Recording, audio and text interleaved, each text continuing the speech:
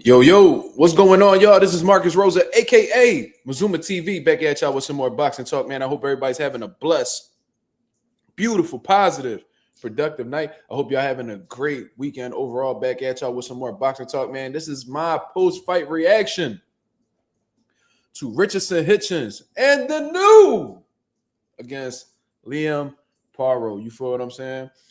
Great fight, man. I genuinely enjoyed, the back and forth. You know what I mean? We definitely gonna get into detail, man. Shout out to everybody that's in the comments so far. Shout out to my boy Coffee Plant. Blunt Sports, what up? Hit that like button when y'all come in, y'all. West Philly Tour, what up? J Cash, what up? Thomas Wright, what up? Pagay Petit with the Haitian flags in this motherfucker, man. Shout out to Pagay. Venetric Banner. Kevin House, what up? Yeah, man. So let's talk about it, man, because this is a fight that I was really looking forward to, man. Let me give you guys my take on the fight and exactly how I assessed it, man. But before I get into that, congratulations to Richardson Hitchins. We have a new champion in the 140-pound division, and he showed his ass. Pause. And what I mean by that is he showed where he belongs in the junior welterweight division. You feel what I'm saying? I told you guys when I had made my prediction that I thought that Hitchins had too many tools. I think he had too many tools in his arsenal for Liam Paro to deal with. I did say that. I said that Liam Paro was gonna have trouble, establishing his range. I told you guys that Hitchins' jab was gonna be on the money. His straight shots in general was gonna be on the money. You feel what I'm saying? Hold on real quick. Let me see where I can put this fucking phone at. I told you guys off of the rip that was gonna be, Liam Paro's issue. Going out in the first, in the first 4 rounds, man, it was competitive. I actually had it tied up. I had it 2-2, in the 4th round. And what was great about this before I, honestly believe Hitchins started to run away with it was the adjustments that was being made, man. Liam Paro had an excellent game plan in the beginning of the bout. He was doing constant level changes. He was probing with his lead hand, and it was throwing Richardson Hitchins' timing off. He had a lot of trouble trying to, find Paro's timing, and as a result, we seen multiple times throughout the course of those in that first round where Hitchins was freezing up, and it was allowing Paro to establish his offense and pretty much outwork Hitchins. Then going into the second round, Hitchins, he made a little bit of an adjustment, you know what I'm saying, and was getting a little bit of a timing on Paro. Then going into the third round, Paro started to mix in a little bit more feints. It was being a little bit more unpredictable with his timing, you know what I'm saying, and his combination punching. You feel what I'm saying? So that was dope. And then, the 4th round, I forgot who I gave that round to. I think I had gave that to who the fuck did I give that shit to? So the first and the third, I gave the Paro. So the second and fourth, I gave the Hitchins. And then after that, bro, it was really hard for me to find a round to give the Liam Paro. You feel what I'm saying? I seen a couple of my homies had gave, Paro 4 rounds. I was stuck on just giving him 2. It was hard for me to find any significant moments that Paro had, after the 4th round. In the 5th round, Hitchins just started, he found his right hand. You know what I mean? He was able to pick up on, Paro's timing and, what I'm saying, exactly what type of time he was on and was beating him to the punch, man. The jab was extremely effective, as I said it would be. He was following through with the right hand, and I think that's what made Paro hesitant, in all honesty, man. Once the right hand started landing, Paro got a little bit, what I'm saying? It was like, when them kids play double dutch before they jump in the rope, before they jump it, that's how Paro looked in certain situations. And there was times where he had Hitchins against the ropes. He'll throw a combination, then he'll back straight up. Let me know right there that he was anticipating Hitchins' counters, and he didn't really want to deal with Hitchins' counters. You feel what I'm saying? So that let me know right there that Hitchins started to take over the course of the fight. You know, once I seen that Hitchins was concerned about the counters that was coming back, and he wasn't pretty much worried about, you know, what he had going on offensively, that's when I started to know that, all right, this is starting to become Hitchins' fight. You feel what I'm saying? And then from then on, you know, it was pretty simple, man. Like, Hitchins beat this man with the basics.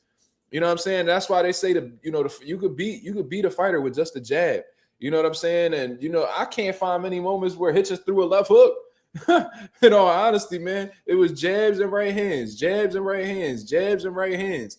You feel what I'm saying? But I'm going to give a lot of respect to Paro, though, because he shows that even though, you know, he got beat by Hitchins, you know what I'm saying, that he belongs at the top of the 140-pound division, man. That dude got some skills. He was countering. He was neutralizing Hitchins' jabs at some points, you know, throughout the fight, countering his jab. And then, you know, the chess match got so good that they both anticipating each other's counters and coming over with their counters. Like, I seen like an exchange where like somebody initiated and then they both try to counter each other's counters like 3 or 4 times throughout the course of an exchange. I was like, yo, this shit right here, this shit right here, you know, it was a great chess match, man. I love seeing those types of fights. Not just, you know, the Rock'em Sock'em should be entertaining at times, but I love a good chess match, man. And, you know, regardless of Liam Paro, you know, losing the fight, I still give him a lot of credit. You know what I'm saying? At the end of the day, he beat somebody like Subriel Matias. You're not beating Subriel Matias without being a skilled fighter. You see what I'm saying? So he got my respect. You know what I'm saying? I'm not looking at him like he any type of bum or anything like that. You feel what I'm saying? But it just showed to be the better man. You know what I'm saying? The range, the jab, the right hands, the timing, the counter punching ability, the way that he was able to beat Liam to the punch. You know what I'm saying? And even with showcasing some legs here and there, you know what I'm saying? He just showed to be the superior boxer with the superior attributes. You feel what I'm saying? So, yeah, I peeped that too, Mimi. I did see Liam look like he was a little emotional and crying and shit like that. But, you know, that one scorecard was absolutely ridiculous, man. Is that his name, J Cash? Nelson Vasquez? Yeah, get that Puerto Rican nigga to fuck up out this judging shit. 117, 111 in favor of Liam Paro was absolutely ridiculous. In all honesty, I had it 118, 110. Maybe I was a little bit rough with you know, my scoring or whatever. But if it was gonna be 117, 111 anyway, it should have been in Hitchins' favor. That was not a split decision, y'all. That was not a split decision. You feel what I'm saying? So great fight. Congratulations to Richardson Hitchins. He went out afterwards and he called out Teofimo Lopez. New York versus New York in New York. Why the fuck not?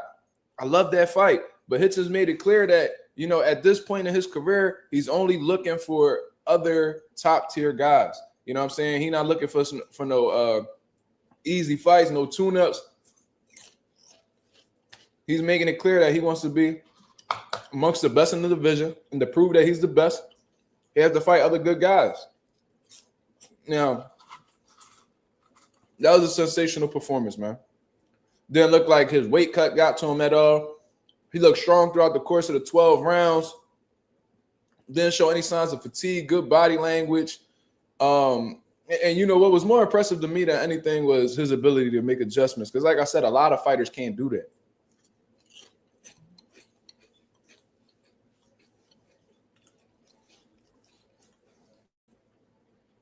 You know what I'm saying? And there was a point that I wanted to make about the fight. I'm getting a little bit distracted by these comments.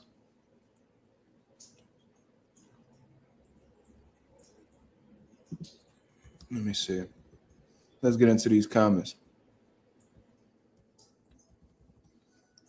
But yeah, that scorecard was absolutely ridiculous, y'all. That person needs to be removed from boxing. They need to be removed from boxing, but we can't even play with them type of judges. You feel what I'm saying? 117, 111 in favor of Liam Paro. Even Liam knew that was bullshit. And once I seen that, I was like, bro, if they rob Hitchins, this is fucking ridiculous. You see what I'm saying? But great fight. I'm looking forward to seeing what, you know, Richardson Hitchins does at 140. He's the new IBF junior welterweight champion of the world.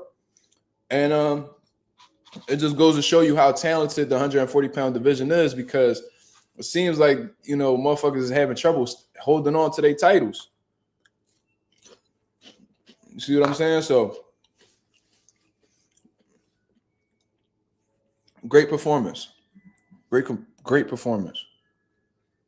Shout out the super chat. I didn't even see the super chat. Hold up. Shout out to my boy, the Denitric Banner, with the $2 super chat, man. That's very much appreciated, man. Thank you for the consistent super chats and supporting the channel.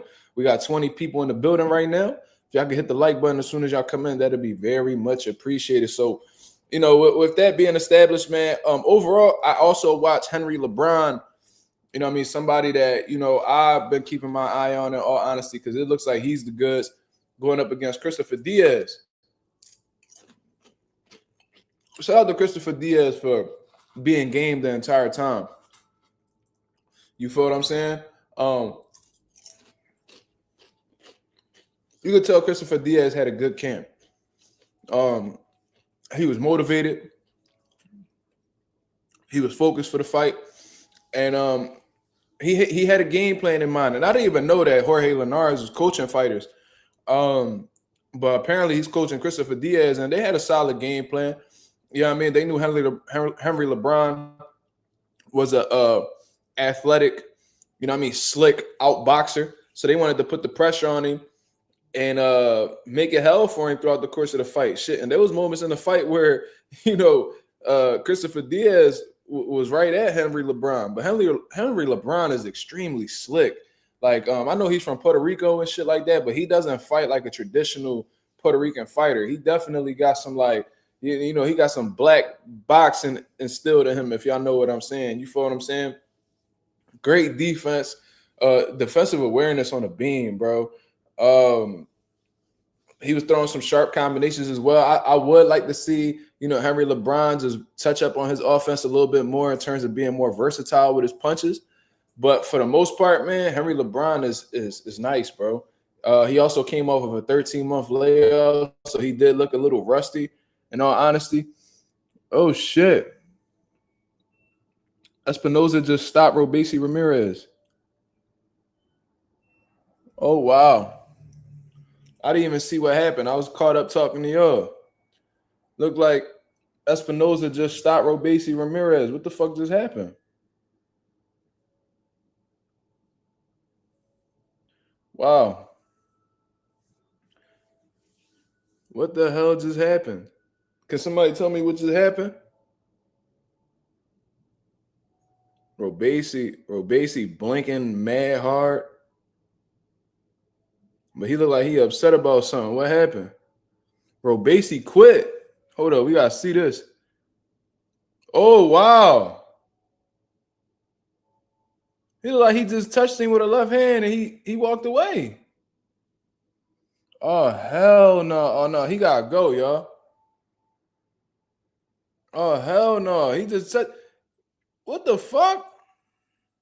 Yo, what the fuck? Bro, Robeisy got touched with a small left hand and he walked away. Oh, but that looked like that orbital bone broke. It looked like he broke his orbital. Look at that swelling. Oh, shit. I'm willing to bet you guys any money that orbital bone is broken. His right orbital bone is broken.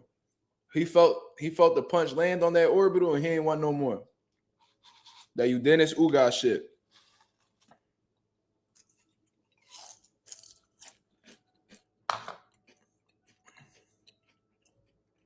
Wow. Robeisy just laughing. What the fuck so funny? Nigga, you just quit.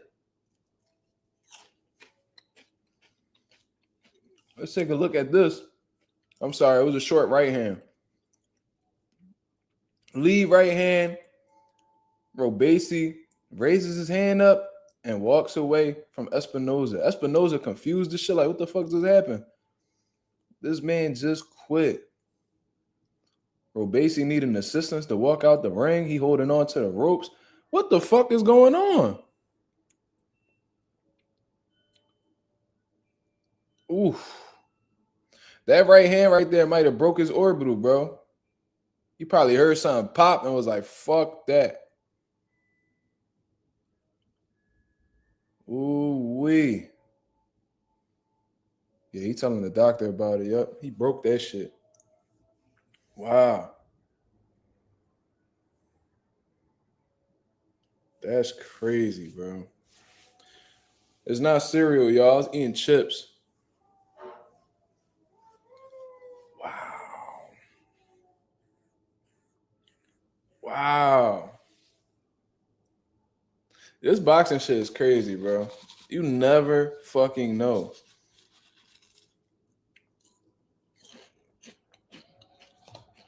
Well, y'all see, within the next few hours.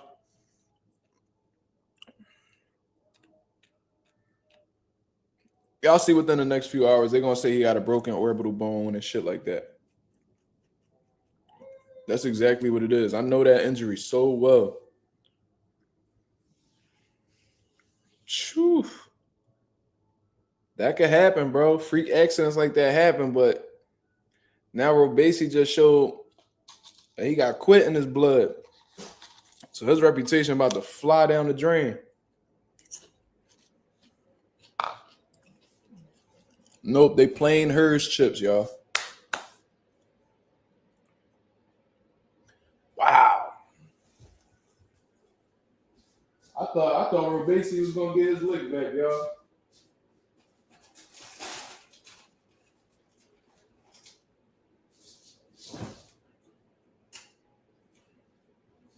I thought Robesi was gonna get that back. Ooh wee. That's not a good jump.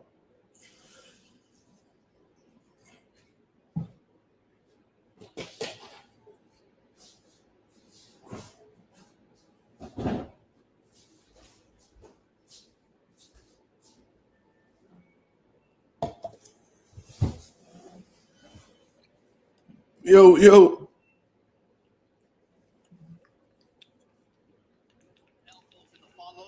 I complained to the referee about it. He did his job, so hopefully this happens.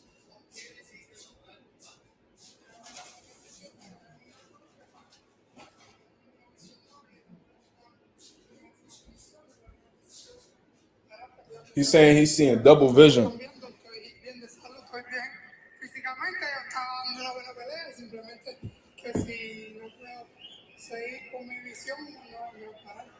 Look, I had to make a decision for my own health.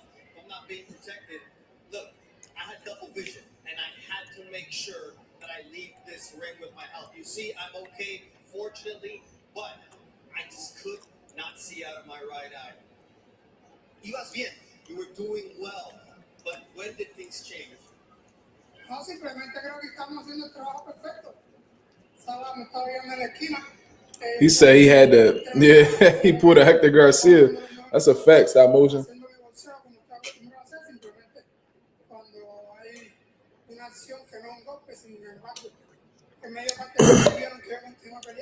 When fighters start talking about their health after they got stopped, that's how you know that boy got his spirit broken.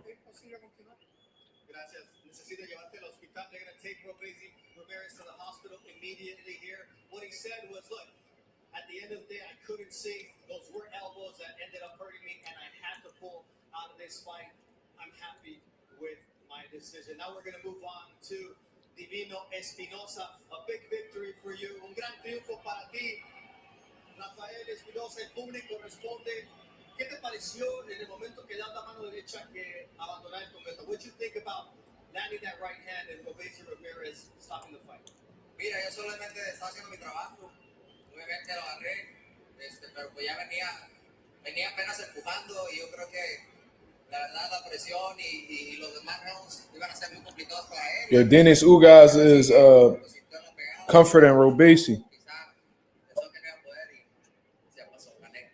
like, look, I landed a clean shot, that right hand, and he felt that power. I think he was feeling the power. He's starting to feel my pressure coming on, and I think the fight was turning in terms of the tide was coming in my favor. He was feeling my power. Mr.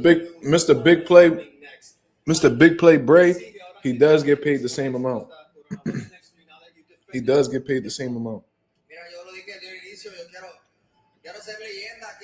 grande de boxeo de México y quiero pelear con quien sea y que la gente sepa que estoy aquí para darle grandes peleas. Espinoza said he want to rumble whoever. And that's why I'm willing to face anybody. The fans want to see me. They're out here seeing me, and I'm going to be a fan favorite. Y finalmente, ¿cómo se siente? How does it feel to do this in front of the crowd? No, de verdad, soñaba esta noche y quiero decirle a Phoenix que va a ser mi nueva casa y voy a volver a darle grandes peleas y que viva México. Espinoza.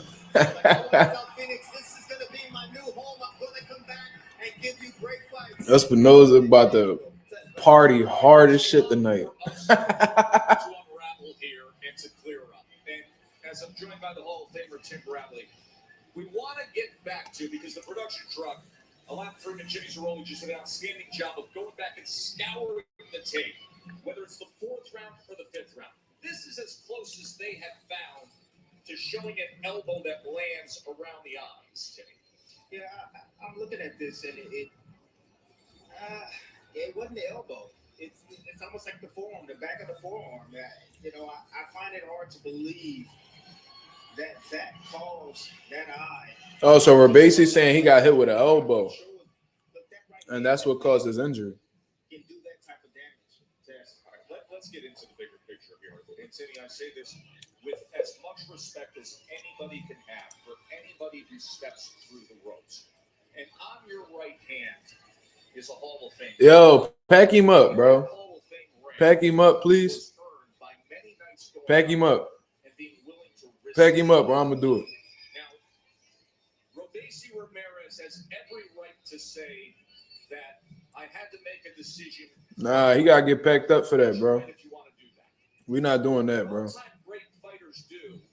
Get him up out of here, please. Not no 1 minute shit. None of that. Pack him up.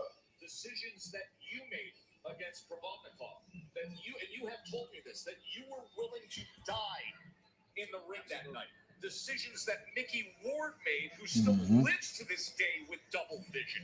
Robeisy Ramirez saying, niggas really like do way too much, bro. Do way too much. Like, what's wrong with niggas, bro? Fucking weirdos. All right.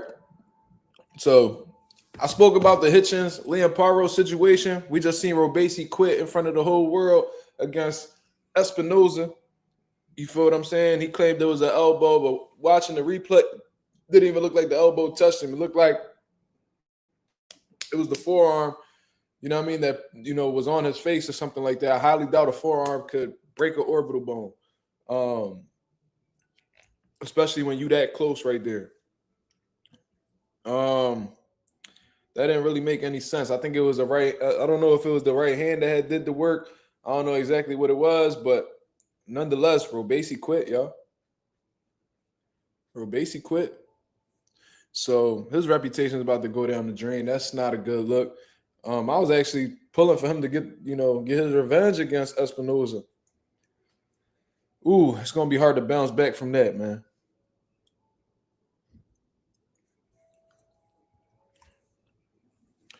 Mimi said, "Who y'all got next year, Cora, Kid Austin?"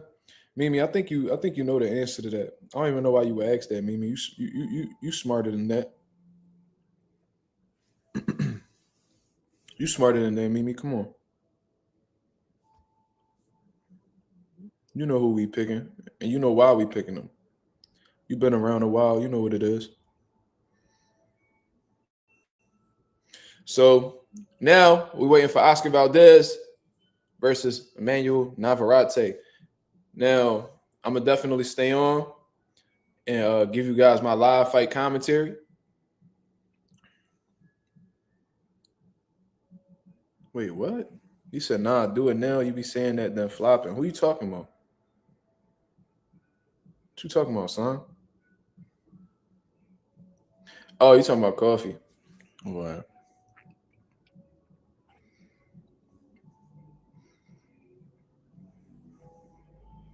Trying to tell you, Coffee be funny with the social media, bro. Oscar De La Paz said, what's going on? Yo, Oscar, what you think of that, man? What you think about what just happened with Richardson, Hitchins? And tell me what you think about Robesi Ramirez quitting.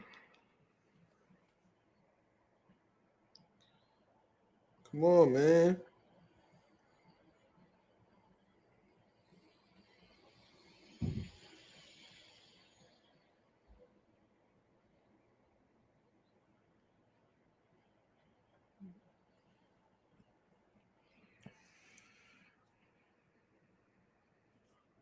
All right, so Top Rank is at a commercial break right now. Man, shout out for my cleaners out here, man. I was told to try the Scrub Daddy. You feel what I'm saying? And this shit the truth, y'all. You know what I mean? I am like a big cleaner. You know what I'm saying? I love to clean. You feel what I'm saying? So I was told to try this out. And this shit the truth. This shit the truth right here. Shout out to the Scrub Daddy people. I gotta get a scrub mommy now. You feel me? I know that shit off topic. Don't nobody. What the fuck you talking about, Mark? I'm just saying. I like to clean. You feel what I'm saying? I like to have my place real nice and clean. I ain't the best organizer. I'm not the best organizer, like putting shit in the right place. That's what my girl for. But cleaning, that's my shit.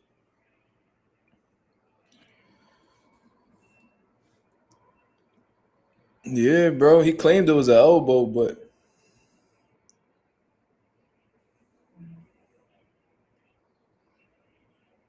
I don't know. That footage, they couldn't find any footage of an elbow besides this one instance, and it even looked like an elbow definitely didn't touch. It was the forearm. You feel what I'm saying? So I don't know if a forearm could really. And plus, they was close range too, so it didn't look like Robesi ran into it. Ooh-wee. That's definitely the new age no mas, though. That's a great point. He said, "Fuck that." But listen, man. Look, I know people who personally had like broken orbital bones in the ring. And they all say that it's like some of the most painful shit that you could go through in a boxing ring. Fucks with your vision and all. And every time you get hit there, they said it's like when you have a broken orbital bone, they say every time you get hit in that spot, it's like a fucking shock wave of pain just flows throughout your whole body. And that's like a pain that's like undescribable. You feel what I'm saying? So he definitely was going through something. Because I guarantee you the reports is going to come out where Robesi had a broken orbital bone, cracked orbital bone, something. How the way that shit swelled up and how fast it was swelling up, I already know that injury because I had a pro fighter who went through the same thing. But he didn't even try to thug it out, nothing. He got hit clean and was like, fuck that. And then that man went up on that ring. They asking him why he performed like that. He's talking about he got to prioritize his health. Woo-wee, that's not a good response, man. Even if that, and listen, does that sound logical? Yes, that sounds logical. But you got to understand, boxers are not normal people. They modern day gladiators, they warriors. So boxing fans, they don't want to hear that shit. There's boxers who done died in that motherfucking ring. There's boxers who done fought through broken orbital bones and broken noses, broken hands, and fucking everything, big fucking concussions, all that shit. So people don't want to hear that. That sound like a logical point of view for a normal person. When you in the boxing ring and you fighting at a professional level, especially at a world championship level, you're not looked at as a normal person. You're going to have to do some irregular shit.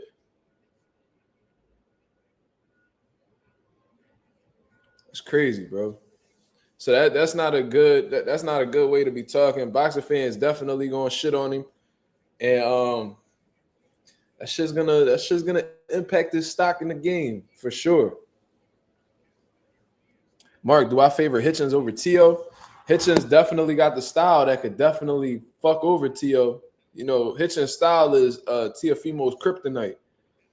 You feel what I'm saying? Teofimo Lopez working with Canelo and them now, but like I said, man, Eddie Reynoso an established coach? Absolutely, he's definitely an established coach. He got some signature wins under his belt. He had he got some good shit going on, but I don't think where Teofimo needs to improve. Besides one area, I don't feel like Eddie Reynoso is going to be able to help him much. What Teofimo Lopez has to do is he has to go back to the basics. You feel what I'm saying? I feel like Eddie Reynoso and them, man, they like to punch. They typically, on some real shit, they be abandoning their jab. They like to load up on hooks, go to the body, punching combinations, that type of shit. Teofimo Lopez needs a jab. He needs to learn how to set up combinations off of his jab. They could definitely help with cutting off the ring and shit like that, because Canelo was pretty good at cutting off the ring. So that's something that they could definitely improve on together. But I think offensively, I don't think Eddie Reynoso is going to improve much with Teofimo Lopez. That's just my personal opinion. Now we just gonna have to wait and see. And what also is gonna be a determining factor is if Tio Senior is gonna allow Eddie Reynoso to do his fucking job. Because I was just watching a video where Tio Senior is doing pad work with Tio, and Eddie Reynoso is just looking at them like, "What the fuck are y'all even doing?" Like the pad work was all fucked up, and Tio Senior looked like he can't even hold pads for real. You feel what I'm saying? So I said all that shit, but I think stylistically, Hitchins might get off on Tio, man. Tio has shown y'all the type of styles he struggles with. You know what I mean? We see, like I said this many times. Sandor Martin, mobile, athletic, out boxer.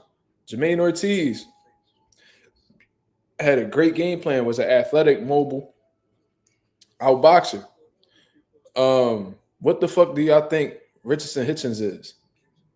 And in my honest opinion, I think Hitchins is better than a Sandor Martin, and I think that he's a better outboxer than Jermaine Ortiz. So that'll be a whole different level that Teofimo Lopez is up against. And Tio has shown to be fearful of that style because, he hasn't been too optimistic about fighting Devin Haney. Then on top of that, when he could have easily rematched Jermaine Ortiz or whatever the case is, he went and fought Steve Claggett. And the reason why he fought Steve Claggett was because Steve Claggett was a pressure fighter and wouldn't be a mobile target. Still had a tough fight. But at least Tio had the opportunity to hit him.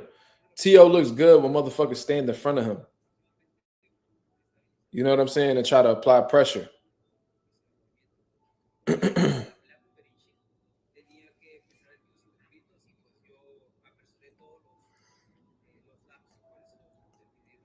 You feel what I'm saying?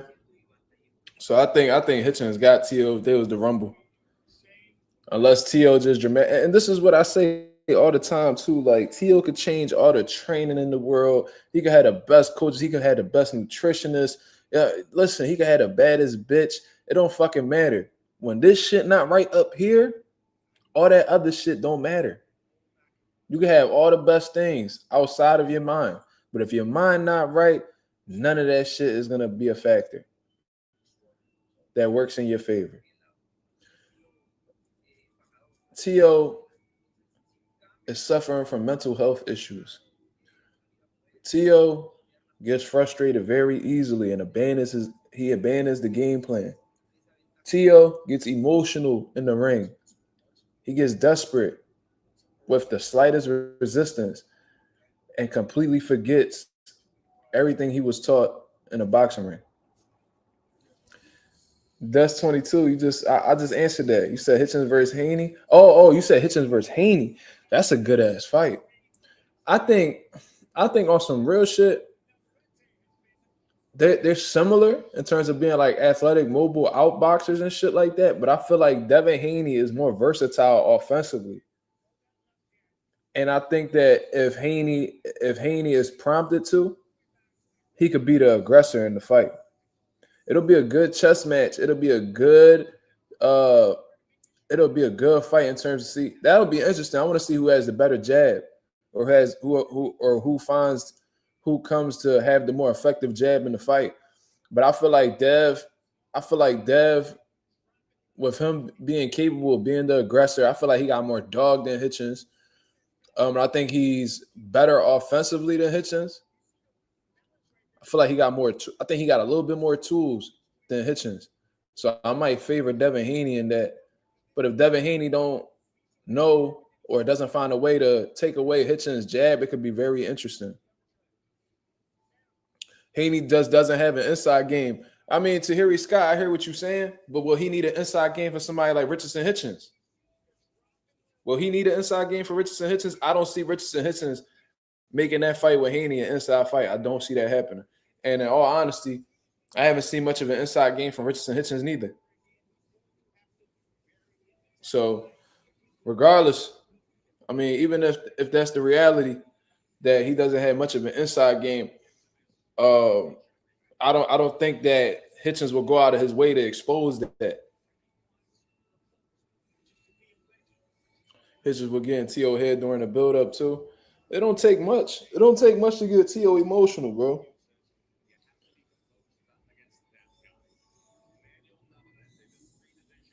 But is T.O. gonna be willing to take on that style though? Like that's the thing. Like I feel like T.O. and his team want to steer far away from that style, and because Hitchins is a champion, he's not obligated to fight him.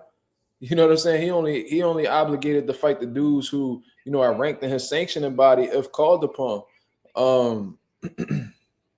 But he don't even want to fight them because, you know, Arnold Barbosa been at the top of that fucking sanctioning body for I don't know how long, to the point where this fucking dude Arnold Barbosa done gave up on the WBO. Like, man, I ain't even about to, you know, put this belt on the line. Why I'm had a WBO take some of my sanctioning fees when they don't even want to fucking put me in position to be a mandatory? Which I applaud Arnold Barbosa for that, because not every fighter, you know, stands up to these sanctioning bodies. A lot of these fighters be kissing these sanctioning bodies' asses for real. But T.O., you know, he's not gonna be obligated to face Richardson Hitchins, so I highly doubt he fights Richardson Hitchins. If anything, he's gonna find a way to downplay Hitchins' accomplishments and talk about how he needs to do more, just like how he did with Keyshawn. You feel what I'm saying? You know, typical, you know, the same shit Gervonta doing with Shakur right now. Barbosa versus Catterall for the vacant WBO belt. It's a good fight.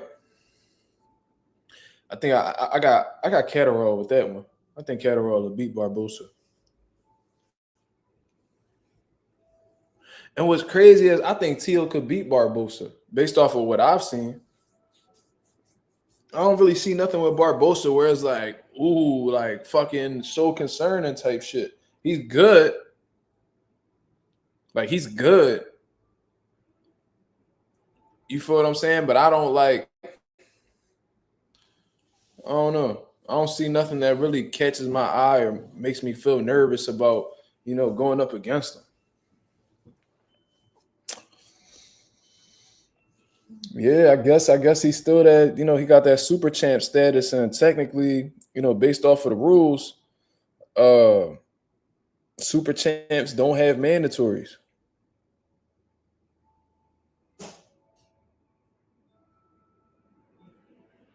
Robert Jenkins, what up? God bless you too, my brother.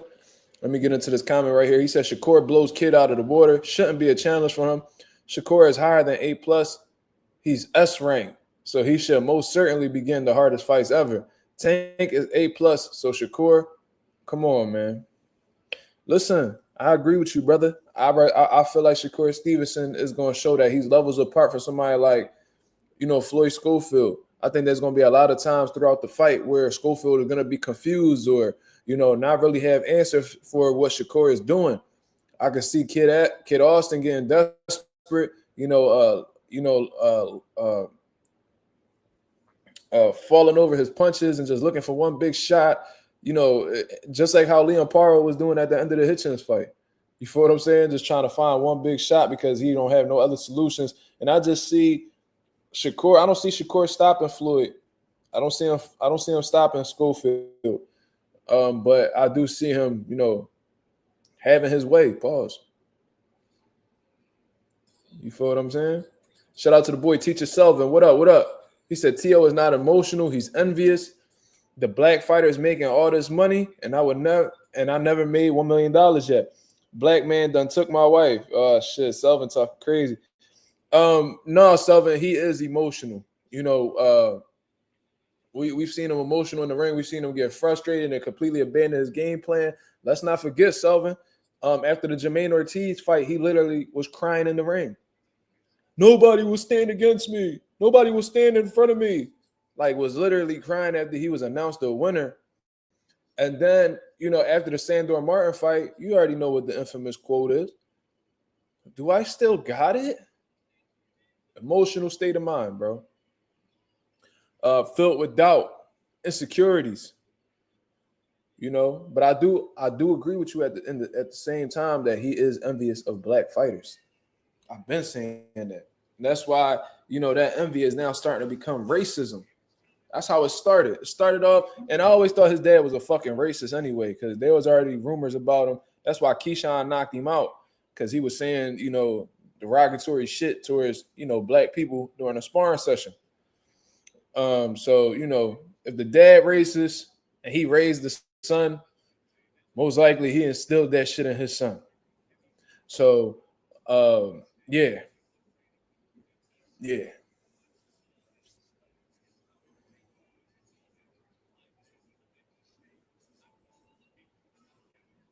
Oscar Valdez is walking into the ring right now. Robert Jenkins with another comment. He says, "Oh, for sure, I see Mazuma. Sure, I see Mazuma, and thanks. Also, Shakur is more than capable of getting a TKO on Schofield, but Shakur customarily takes the TKO approach only when it comes to him. He don't look for it." I mean, yeah. I mean, I agree with you. Like, Shakur, he's not somebody who takes, that many risks. You know what I'm saying? If he is going to go for the KO, it's because without a shadow of a doubt in his mind, it's available to him. But we'll see. You know what I'm saying? I feel like Shakur has respectable power. And if anything, he's an accumulative puncher. So he's definitely going to have to put them together on Kid. Now, is he going to – but with the type of, with how wild, Schofield gets, him liking to swarm his opponents, like they say he a modern day Sean Porter. I see a lot of similarities between Schofield and Sean Porter. Will Shakur take the chances with Schofield to land some devastating shots while Schofield is out here, looping all these big punches and, throwing them from all different types of weird angles and shit like that? Is Shakur going to play it smart, or is he going to take them chances? If he take them chances, we might see some results. But if he plays it cool, if he plays it safe and just tries to box him, I highly doubt he'll stop Kid Austin. But I agree with you though. I think he's more than capable. Navarrete is making his way to the ring as well. They got the motherfucking mariachi band out there, motherfucker. Shout out to my motherfucking Mexicans, man.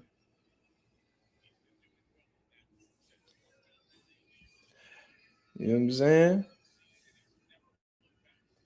They be in their bag. I fuck with the mariachi bands. My step pop sister got married to a Mexican boy named Sergio, and I had went to their wedding. They had a motherfucking mariachi band there, bro. It was the first one I seen in person. Saca la bolsita. Oscar de la Pase. Saca la bolsita. Sí.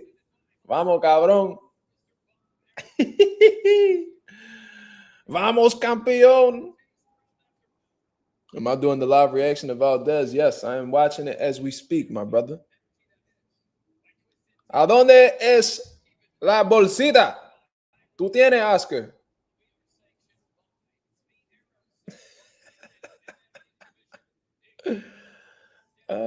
Kobe putting the I thought he was putting the question mark. I was talking Spanish. Yeah. Time in the pack. Am I the only one happy?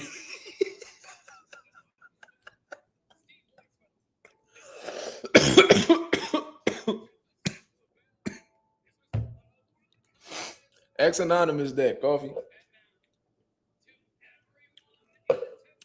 Yeah, we banned time. Nigga said you might as well eat me. Nigga, the only people that can tell me that, the only person that could tell me that, first of all, would have to be a woman. But to get even more specific, my fucking girl. And my girl don't even talk like that. So what the fuck make you think you could talk like that, nigga? Might as well eat me. Nigga, what the fuck that mean?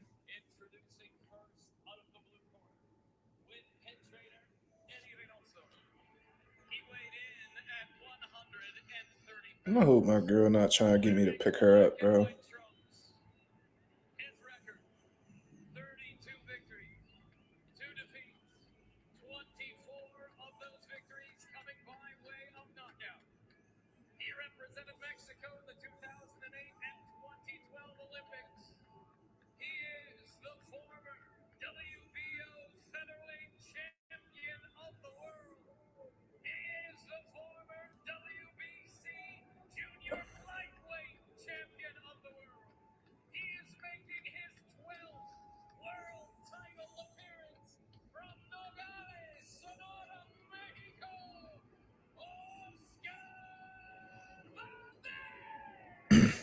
Yeah, Oscar, I was talking about it. I was saying how Robesi definitely got a broken orbital bone.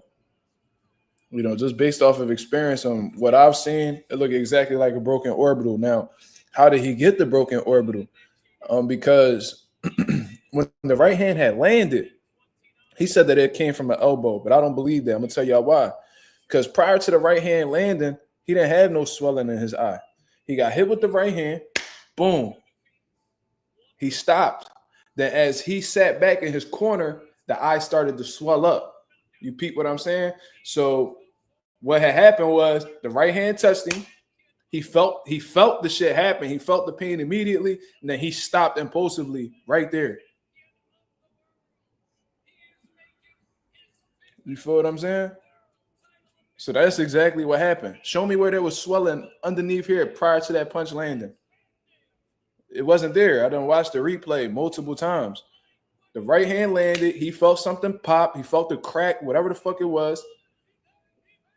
Felt the pain that came behind that right hand, and he decided that he didn't want to go no more. He told y'all right then and there, he wants to leave the ring healthy, and he'll do whatever he can to leave out the ring healthy. So he's letting y'all know that he's not somebody who's willing to die in the ring. He will quit if it gets too hot in that motherfucking kitchen. You feel what I'm saying? So that's all that is. You think that Asian boy might beat Ryan? I hope so. I hope that Asian boy beat the dog shit out Ryan. Be loose. Be low.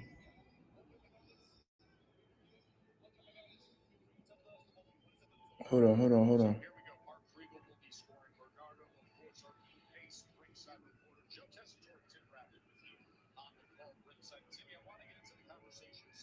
That nigga really got me blocked.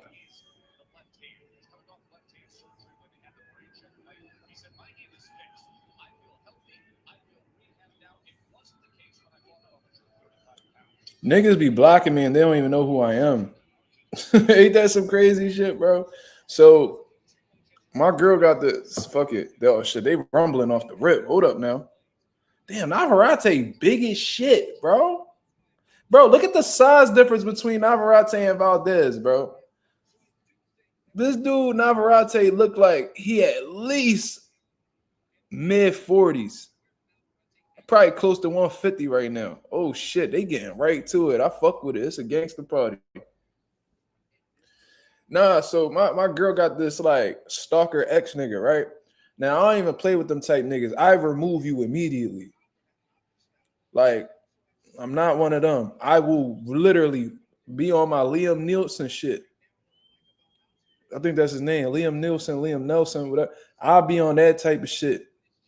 Soon as you be on that type of time, bro, I'm going to fuck you up. I don't even play like that. You feel what I'm saying? Especially since she living with me. You think you gonna? I doubt he know where I live. But nigga, there'd be so much fucking smoke. I swear to God, you not gonna make it home, bro. And every time I've ever told somebody that, when shit hit the fan, they did not make it home. Well, they ain't go straight home. I know that. They made a little trip somewhere, you know what I mean? They had to stay there a couple days before they took their ass home. So, like, he, like, requesting her and shit like that, bro. I'm about to tell her to just play it friendly with the nigga and tell him to link with her. So I could beat his motherfucking ass. I don't even play with niggas like that, bro. Thieves, stalkers, all of that. I get rid of them. But anyways, damn, Navarrete looking slow, sloppy. He looking fat as hell. That nigga got some underboob. That nigga Navarrete got some underboob for sure.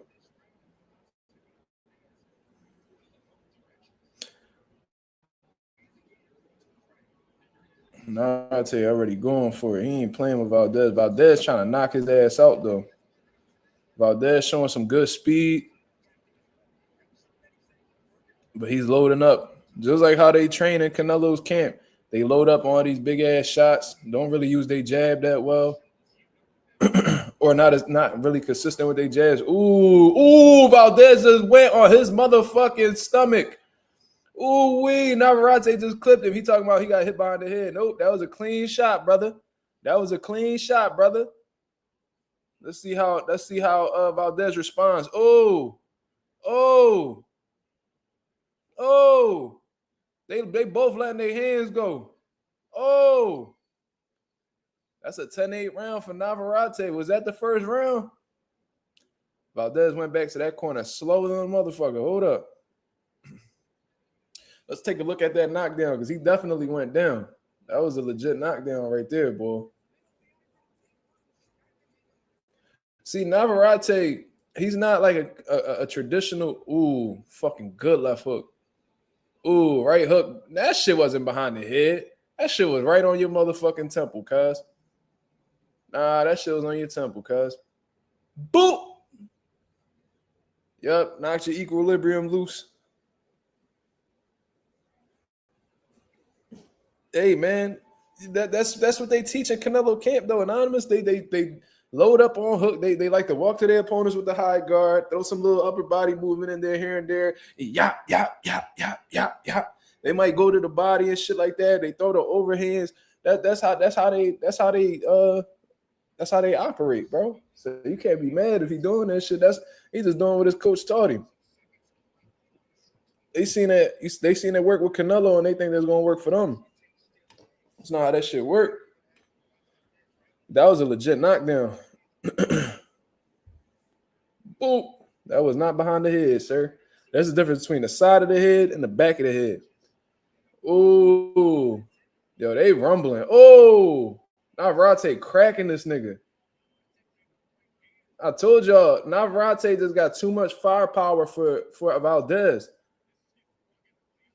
You feel what I'm saying? Too much firepower for Valdez. Valdez doesn't have the type of defense or understanding of range necessary to neutralize Navarrete's offense. So because Navarrete is a high volume puncher and carries some pop behind his punches, that was a good body shot from Navarrete. He will always be there to get lit up. Walking to Navarrete with a high guard is not the thing to do. There's no reason why you should be standing in front of Navarrete. Does he fall over his feet? Yes. Is his technique garbage? Yes. But one thing about Navarrete, he a fighting motherfucker, bro. He ain't got no problem letting his hands go. You ain't never got to worry about that. That's some good lead right hands from Valdez, though. But this is the thing, though. Like, this is the thing. Like, Navarrete, this is the thing. Valdez is leading with that right hand, and he's landing it at will at this point. But then after he does that, he stands in front of Navarrete instead of, giving him some type of movement or, pivoting and creating a different angle to make Navarrete reset his feet. What he's doing is he's standing directly in front of him. He'll hit. Ooh, Valdez is about to get dropped again. He hurt. Oh, Valdez is hurt. Valdez is hurt. And this is the thing, too. It looks like Valdez don't got the power to discourage Navarrete. He just landed a good left hook on Navarrete, and he ate it. It might be just because of the size advantage he could absorb Valdez's power. But Navarrete was just getting rocked. I mean, Valdez was just getting rocked by Navarrete. Woo wee! This a motherfucking shootout right here, boy. Valdez getting his ass whooped. I told y'all this shit yesterday, man. He cannot beat Navarrete because he too set in his ways. You think you're gonna go blow for blow? You think you're gonna go shot for shot with Navarrete? That shit not gonna work. He too big for you, bro. And he let his hands go way too much to not clip you. Wow. Valdez got grit. He's tough, but he ain't got it, bro. He ain't got what it take to beat Navarrete. He hitting Navarrete with some home run type punches, and that shit not doing anything.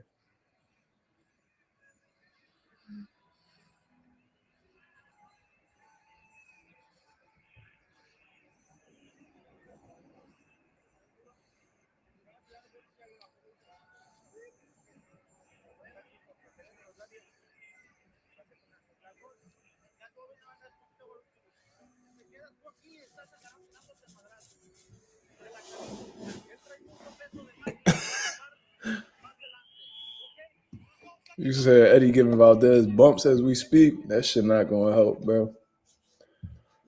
That shit ain't gonna help. No type of bolecitas is gonna be able to fix this situation right here.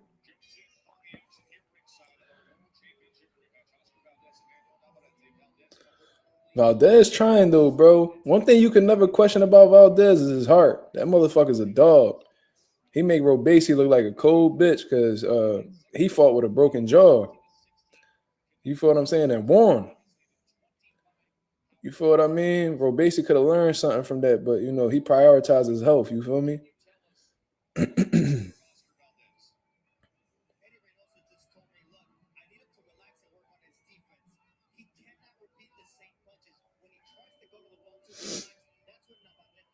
Damn, Navarrete technique is terrible. Like I'm watching him step in the jabs and he's all off balance.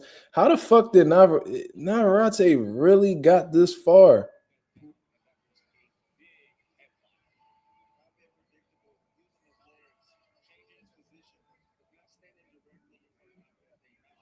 And Tim Bradley's echoing what I just said. Why are you standing directly in front of Navarrete after you done getting punches off?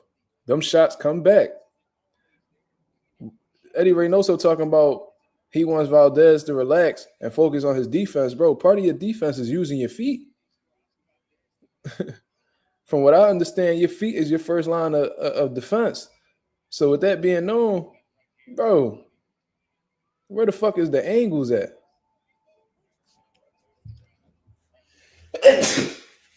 Woo!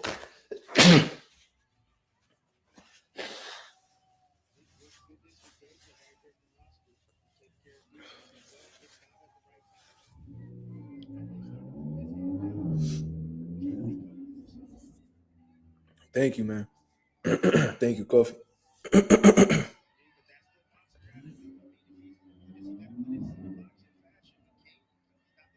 Yeah, he definitely ain't got no feet.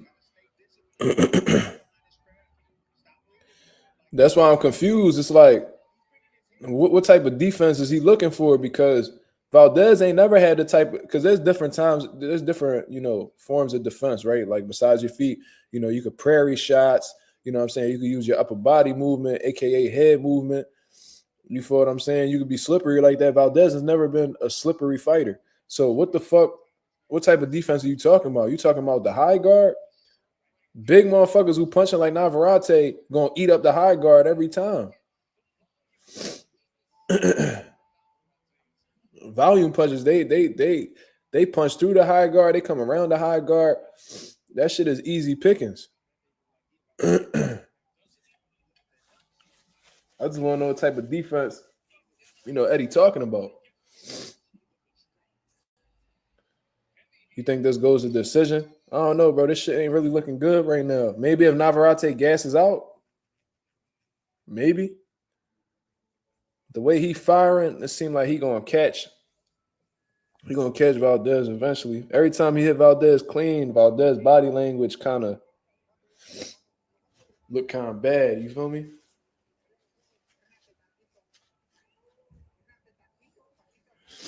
Well, this is the thing, Robert. Ryan Garcia got that far due to good matchmaking. You know what I'm saying? He was protected. He was coddled his whole career. And because of, his popularity on social media and shit like that, they were able to use that to try to make him seem like he was some sort of star. So he really didn't have to go through the same process that a lot of these other dudes had to go through in terms of fighting former world champions and fighting top contenders, doing final eliminators and shit like that. Ryan Garcia skipped the line. Great matchmaking from Golden Boy Promotions, just keeping him undefeated, keeping him with guys that they know that he could beat, and just using his popularity on social media to get, ahead of the rest of the people. Navarrete, he didn't have that social media backing. He actually beat some credible guys. It's just, I guess they can't deal with his volume. You feel what I'm saying? They can't deal with his volume. They can't deal with what he dish out. His feet are terrible, but he let the motherfucking hands go.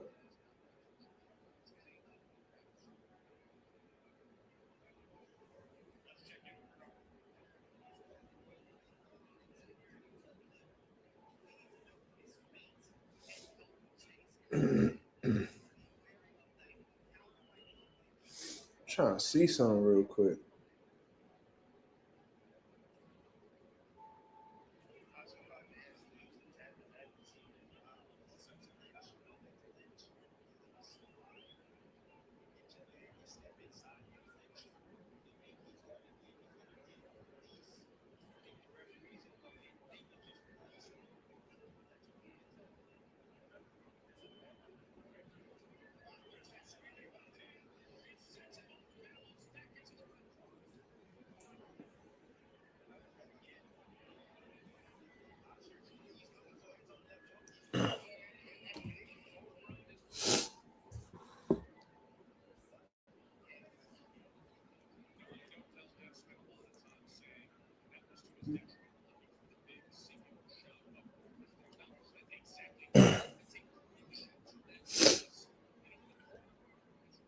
Valdez trying though, boy.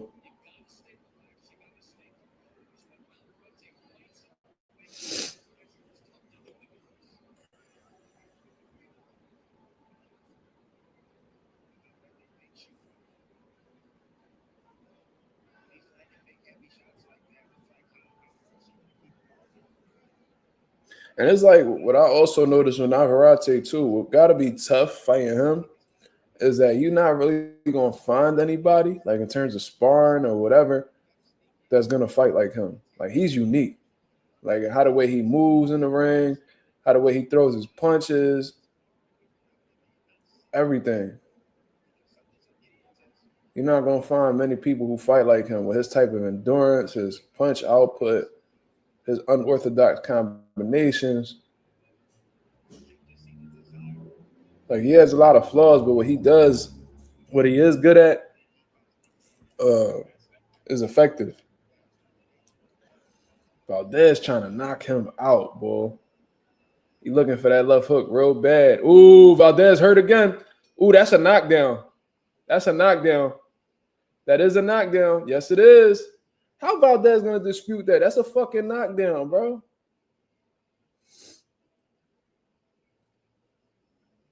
It's definitely a knockdown. Yep. He can't deal with it, bro. The size difference, the volume, all the power. It's too much. It's too much, man. And you getting frustrated, not gonna fix the situation. You getting frustrated, not gonna help your situation, bro. I think Navarrete gonna stop Valdez, man. It's not looking good. Now, is the corner gonna really look at this, or they just gonna let him slide and do, you know, Mexican style?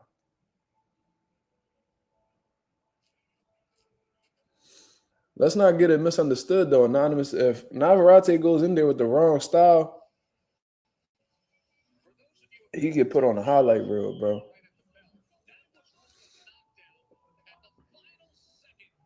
That is a knockdown. Like, come on, man.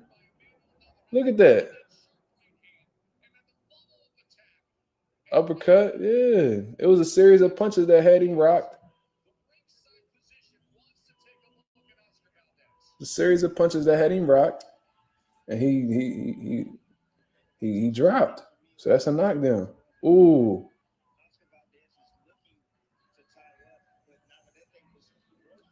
Oh my God. Oh my God. See, Valdez power not affecting Navarrete at all. That's another problem. It's like everything that could possibly go wrong for Valdez is happening in terms of, you know, style matchups. He's too big. He's too strong. He punch hard. Your power don't affect him. He's letting his hands go nonstop. He's not getting tired.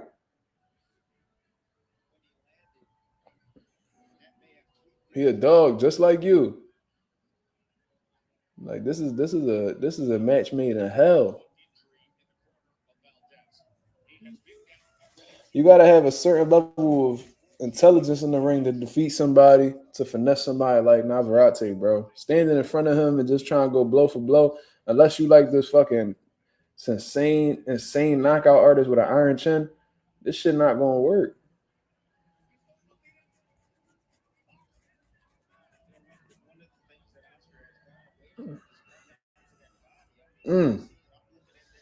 Look, Navarrete punching through the guard and punching around the guard, just like how I said. Oof.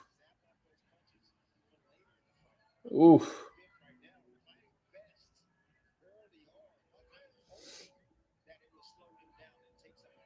And this is why, you know, as a fighter, for anybody who's an active fighter in boxing right now that's watching Mazuma TV, this is exactly why you need to be a student.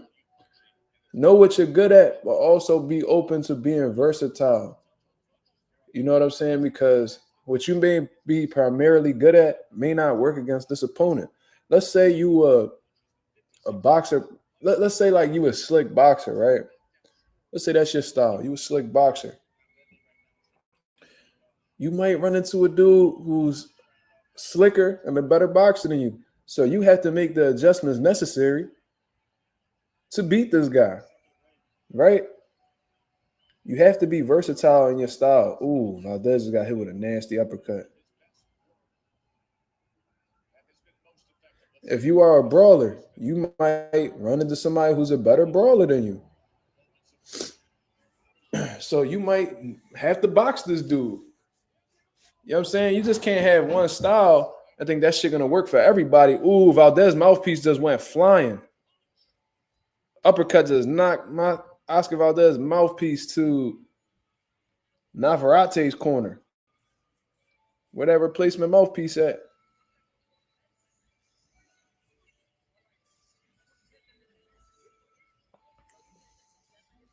This is, I ain't gonna lie, this is kind of sad to watch.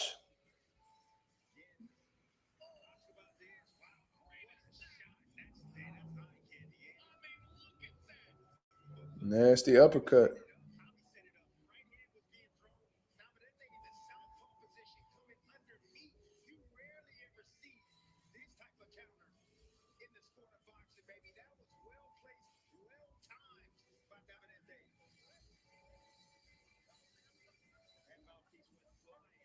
Sheesh. The uppercut sent that nigga mouthpiece to the crowd. But like I was saying, that's why it's important to, you know, have different shit that you could go to, different styles that you could, you know what I mean, go to in your arsenal. Because if you just got one way and you just go that one way, Eventually, somebody gonna pull your card, bro.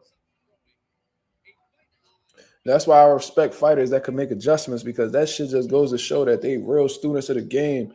You know what I mean? They open to learning different shit. There's just certain people like you can name a lot of boxers who just fight one way. Like Isaac Cruz, probably the biggest example. He just fight one way, bro. And instead of being a student and just trying to diversify your game so you could be in position to make adjustments, he just whoever outboxes him, he's like, oh, he's a runner. Oh, he's a runner.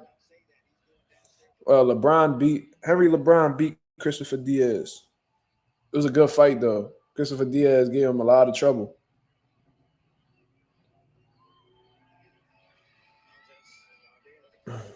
Valdez trying to walk Navarrete down. He throwing all these big single shots. He's not landing clean. Ooh, that buckle Valdez a little bit. His leg went out. His back leg went out a little bit on that hook. Ooh.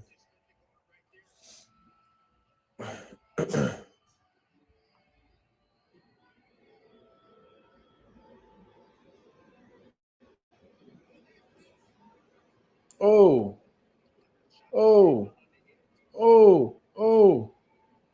Navarrete letting them hands go. Oh, Valdez just got hurt again.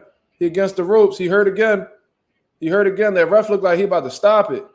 The ref looking real close, y'all. The ref looking real close. Navarrete letting the clip go.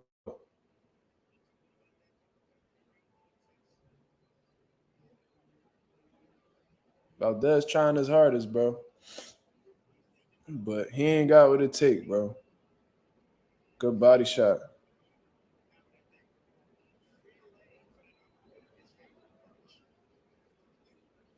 Valdez just tying up. Whenever they get in close, Valdez just tying up.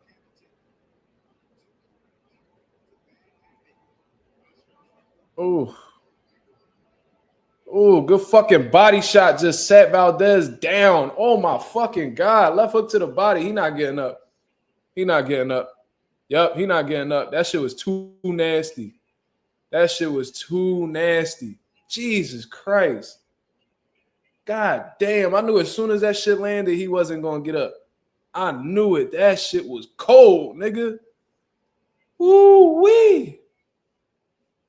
Oh, my God. God damn, that body shot was fucking crazy. Beautiful placement on that fucking body shot, bro. Sheesh.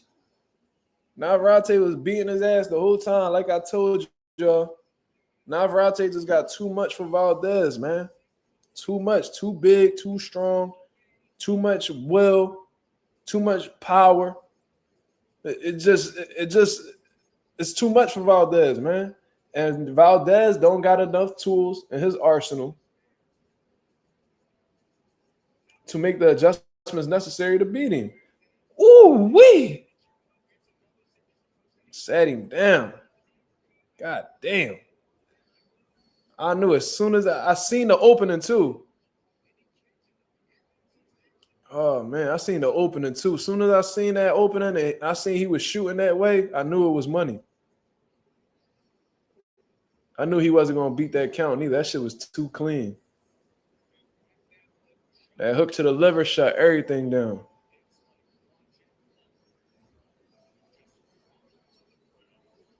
Congratulations to Emmanuel Navarrete for stopping that motherfucking drug cheat. You heard?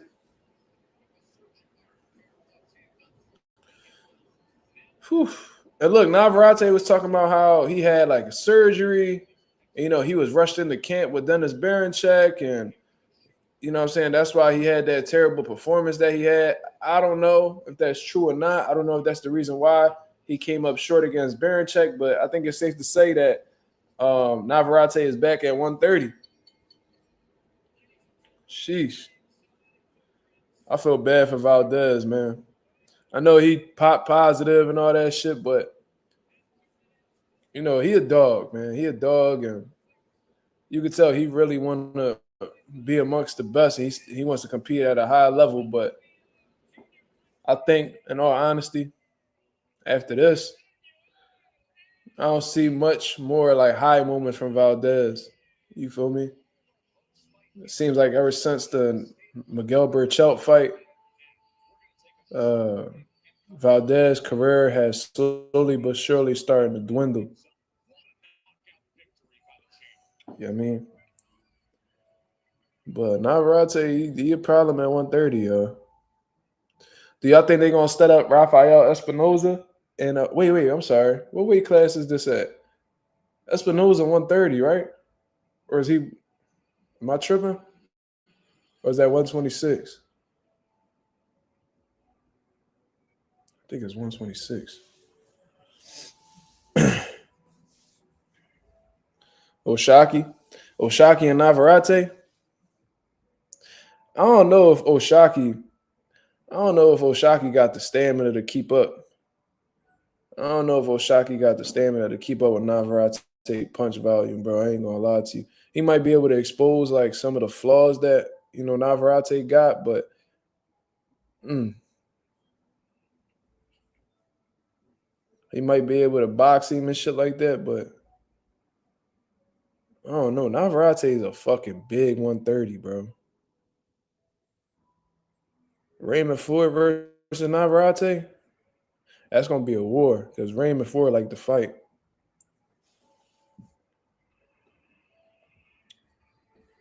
No, Raymond Ford can rumble. There ain't no doubt.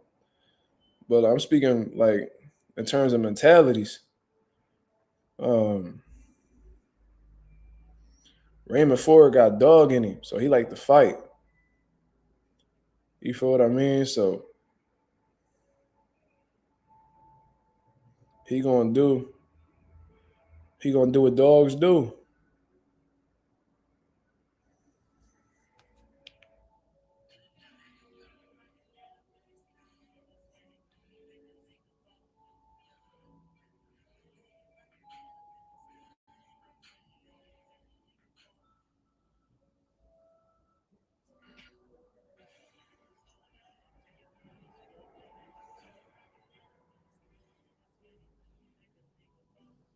Yeah, definitely some great boxing tonight. That's a fact.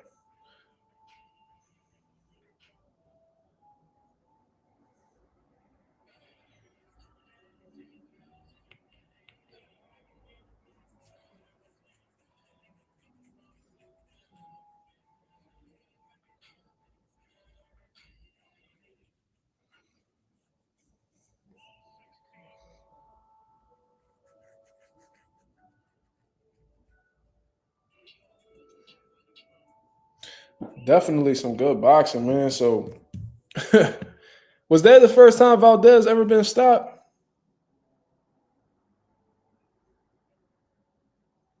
Because why I feel like he ain't never been stopped before. Yeah, that was his first stoppage. Damn, that was the first time he ever been stopped in his career. Only lost to two people, but that was his first time being stopped. So that's a good statement on Navarrete's part because Valdez done been through the fire and still was able to make it through fights. So to stop Valdez, that's a good accomplishment.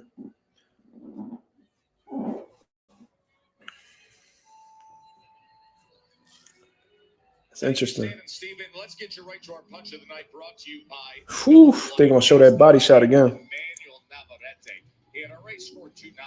Oh my god.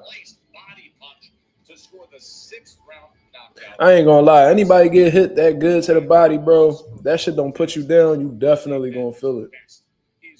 That shit gonna take a lot of gas out your tank too. Sheesh. We're going to have all the interviews and post-fight analysis on the state of boxing on ESPN Plus. Wow. Join us there right now. But let's get back to Stan and Steven with SportsCenter. All right. So that's pretty much everything that's been going on with boxing today, man. We spoke about Richardson, Hitchins, and Liam Paro. Richardson Hitchins is the new IBF junior welterweight champion of the world, defeating Liam Paro. Great competitive fight. At the beginning, in all honesty, but I felt like Richardson Hitchins made the adjustment necessary to, keep Paro at the end of his jabs and right hands. He started to pick up a timing for Liam Paro. Liam Paro couldn't seem to make the adjustment to, at least neutralize Richardson Hitchins' jab. So I just thought that it was a boxing clinic after that. Clean, unanimous decision. I don't know who the fuck that judge was that ruled at 117, 111 in favor of Leon Paro, but they need to be removed from the sport of boxing. We can't even play with them type of judges because they show that they will blatantly rob somebody and not feel a way about it. So congratulations to Richardson Hitchins. At least the fight went in his favor. That's what matters. Robeisy Ramirez versus Rafael Espinoza. I was really rooting for Robeisy to pull this off. You know what I mean? They called a motherfucker to train. You know what I'm saying? Because of, the intensity he brings in the ring and how he pretty much steamroll motherfuckers. And, he ended up showing his true colors. I thought Rafael Espinoza hitting with a clean right hand. He probably felt the break, in terms of his orbital bone. He probably felt a pop or whatever the case is, and he started to see double vision. He didn't want to, progress further in the fight because he felt like his health was in danger. Those are his words, not mine. And he quit as a result. And he made it clear that, he prioritizes his health over, winning in a boxing match. So that's definitely going to rub fans the wrong way, as crazy as that sounds, because the last thing a fan wants to hear is that a fighter has quit in them or is okay with quitting. So Robeisy Ramirez, he's in a whole lot of trouble in terms of his stock, in his career. You feel me? So congratulations to Rafael Espinoza for the win against Robeisy Ramirez and, leaving no doubt this time. So great fight. Then we go over to Emmanuel Navarrete versus Oscar Valdez. And, Oscar Valdez, you could tell that he was trying. He was walking to Emmanuel Navarrete, was pushing him back. I guess like his team felt like Navarrete couldn't fight going backwards. Try to land some big shots on him, but he wasn't setting it up off of the jab. Was loading up on big shots and was missing completely. And even the shots that did land on Navarrete didn't seem to have an effect on him. I genuinely feel like it's due to the fact that there's a huge size, disadvantage on Valdez's part. He's too small for Navarrete. They both 130s, but they different types of 130s. Emmanuel Navarrete is a huge 130. And Oscar Valdez is a man who had to acclimate to 130 pounds. You feel what I'm saying? So I honestly feel like the size, the power, the punch volume, and Oscar Valdez's inability to make adjustments defensively is what cost him in this fight. Every time Navarrete got a combination off, they landed clean on Valdez. His body language suffered. And you could tell that those shots were affecting him. He got knocked down twice, prior to the final body shot stoppage. You know what I mean? He got hit with a brutal left hook to the body, did not make the count. So it's not a stoppage, it's a KO. You feel what I'm saying? So congratulations to Emmanuel Navarrete. I guess he learned his lesson from his previous fight against Dennis Berinchyk, and he's back to being a playmaker at 130 pounds. That's just what it is, man. And I appreciate everybody that came through and showed love to the channel. You know what I'm saying? Make sure y'all hit that like button. You feel what I mean? I wasn't able to come out with any videos today because I was running all around. You know what I mean? I had my son meet Santa. They took pictures together. We did a little bit of shopping. I was kicking it with my girl peoples, at her crib and shit like that. Then I brought my son over. You know what I mean? He was fighting and sleep and all that. I fell asleep with him momentarily. I woke up just in time for the Paro and Hitchins fight. No, actually, I woke up just in time for the fucking Henry LeBron versus Christopher Diaz fight. I watched that. You know what I'm saying? Then I was able to watch, I'm tired of shit right now. My fault, y'all. I woke up just in time for the Henry LeBron and Christopher Diaz fight. And then after that, I was able to watch Hitchins and Paro. You feel me? So according to Teofimo Lopez, he went on Top Rank, and he was talking about how he wants to fight. They asked who he liked to fight. He wrote Jaron Ennis, Gervonta Davis, and finished with Terrence Crawford. If you could wave a magic wand, really, who do you want? Let me see.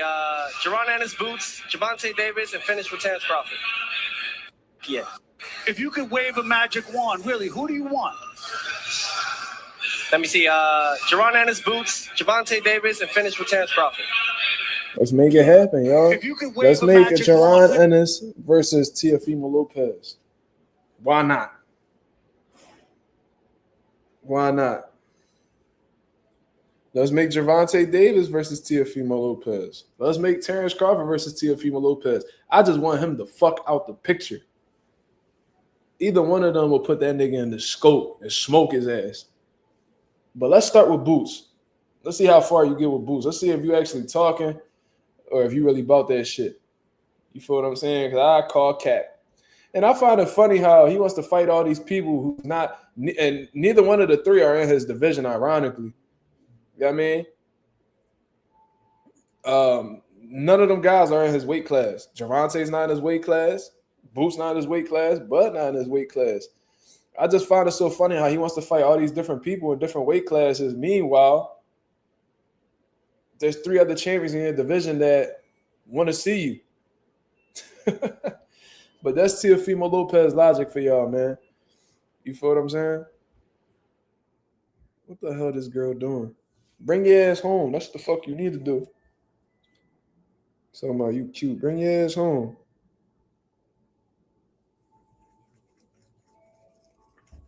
And you ain't even answering my text neither. So what we doing? You bring your ass home or you staying at your mom crib?